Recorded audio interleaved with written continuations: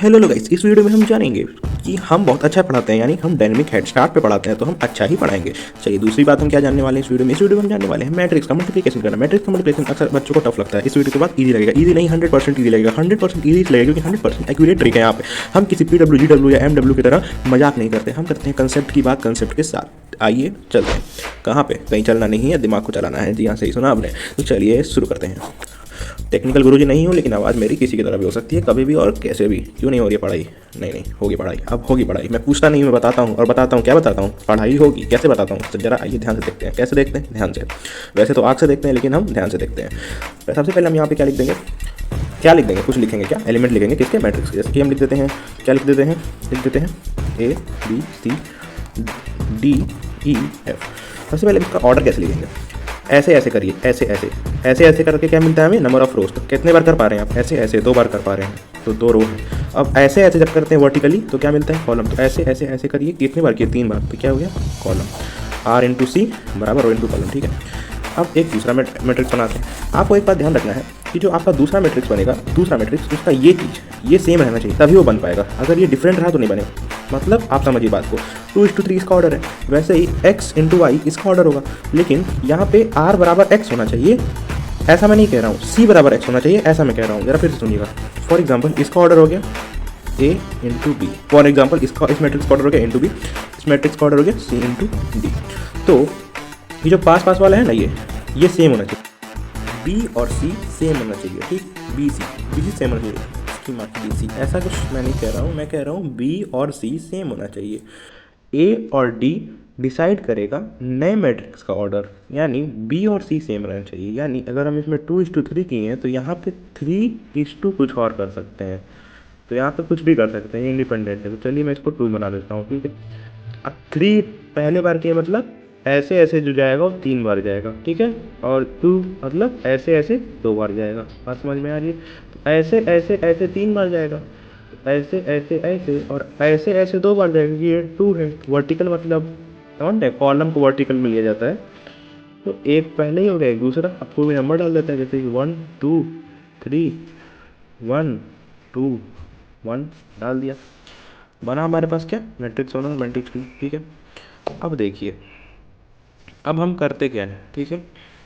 तो यहाँ पे मैं ABC लिख गया हूँ, यहाँ पे मैं 1 2 3 लिख गया हूँ। कन्फ्यूज मत होइएगा, क्या मैं बता देता हूँ। ये है मैट्रिक्स 1, ये है मैट्रिक्स 2। अब इसको मल्टीप्लाई करने के लिए मैं क्या करना है? तो पहला वाला मैट्रिक्स है, वहाँ पे एलिमेंट लेना है रो से, यानी ऐसे ऐसे ऐसे ऐसे करके। और दूसरे वाले मैट्रिक्स के जो हमें एलिमेंट लेना है वो ऐसे ऐसे, यानी कॉलम लेना है वर्टिकल तरीके से। तो पहले तो हम बनाते हैं नया मैट्रिक्स जो बनेगा। अभी मैं प्रूफ करने वाला हूँ कि कैसे A/D इसका ऑर्डर हो जाएगा, यानी 2:2 इसका ऑर्डर होने वाला है। ये प्रूव करूँगा इस बात को। मैं इससे एलिमेंट लूँगा कैसे? ऐसे ऐसे। तो एक बार इससे ले लिया A B C, एक बार कितना ले लेंगे? D E। अब एक बार इससे लेंगे ऐसे, एक बार इससे लेंगे वैसे। तो 1 2 3 1 2। बस समझ में आ रही है क्या? समझ में आ रही होगी। अब मल्टीप्लाई करके लिख देंगे, इसका इससे मल्टीप्लाई, इसका इससे मल्टीप्लाई, इससे मल्टीप्लाई। एक बार मैं कर देता हूँ। 1A plus 2B plus 3C। मैंने यहाँ पे एलिमेंट लिख लिया। अब इसका मैं ऑर्डर लिखूँगा तो कैसे लिखूँगा? कैसे लिखूँगा मैं इसका ऑर्डर? ऐसे ऐसे कितनी बार जा रहा है? 2 बार जा रहा है। ऐसे और ऐसे कितनी बार जा रहा है? 2 बार जा रहा है, यानी 2+2। अब ऐसे ऐसे तो मतलब समझ रहे हैं?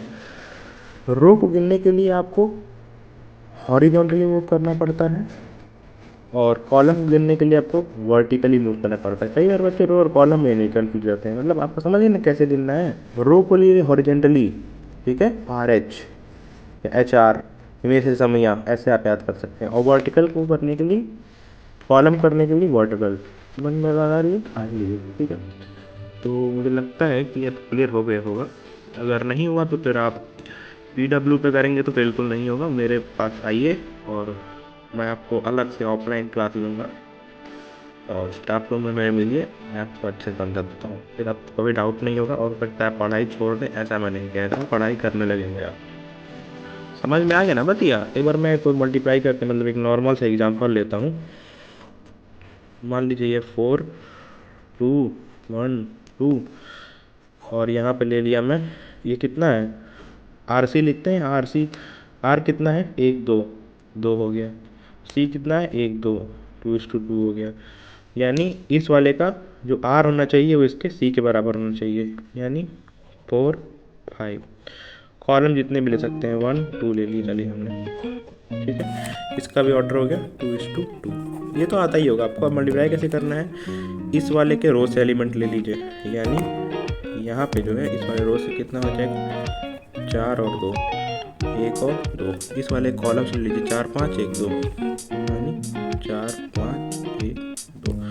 मल्टीप्लाई कर दीजिए 16 10, 4 चौक 16, 5 दूनी 10। वैसे ही इसको भी कर दीजिए 4 4, इसको भी कर दीजिए 4 1 कम 4, 5 दूनी 10। यहाँ पे भी कर दीजिए 1 1 कम 1 1।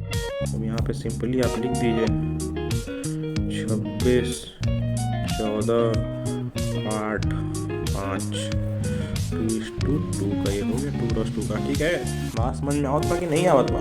आवत बानू, आना भी चाहिए, ठीक है कि नहीं, ठीक है। तो अब जरा एक क्या कहते हैं क्वेश्चन सॉल्व करिएगा। कोई भी मैट्रिक्स बनाइए, पहले उसको डालिए ए क्रॉस बी में। ए कैसे पता चलेगा, ए कैसे पता चलेगा, ऐसे ऐसे गिनने से। बी कैसे पता चलेगा, ऐसे ऐसे गिनने से, ठीक है।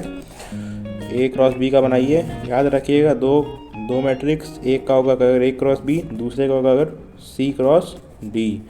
तो हमेशा रखिएगा पास पास में प्रेम ज़्यादा होता है, इसीलिए बी इक्वल टू सी होना चाहिए, तभी मल्टीप्लाई हो पाएगा। और ए और डी जो है, ये ए और डी दूर दूर वाला, वही नए मैट्रिक्स का ऑर्डर बताएंगे, नए मैट्रिक्स का ऑर्डर बताएंगे। बात समझ में आ रही है क्या? बात समझ में आ रही होगी। फॉर एन एग्जाम्पल अगर मैं यहाँ पे लिखता हूँ 2:3, 3:4, तो नया मैट्रिक्स किसका बनेगा, 2:4 का बनेगा, 2:4 का। अरे मैं कहीं भी लिख दे रहा हूँ, 2:4 का बनेगा, ठीक है।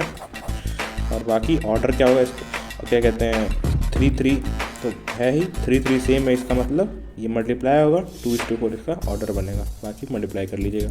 यहाँ से एलिमेंट लेंगे ऐसे, यहाँ से एलिमेंट लेंगे ऐसे, यहाँ का एलिमेंट लेके यहाँ लिख देंगे, यहाँ का एलिमेंट लेके यहाँ लिख देंगे। इसको इससे मल्टीप्लाई करेंगे, यहाँ लिखेंगे, इसको इससे मल्टीप्लाई करेंगे, इसको इससे मल्टीप्लाई करेंगे, वैसे इसको इससे, इसको इससे, इसको इससे। बात समझ में आ रही है? बात समझ में आ रही होगी।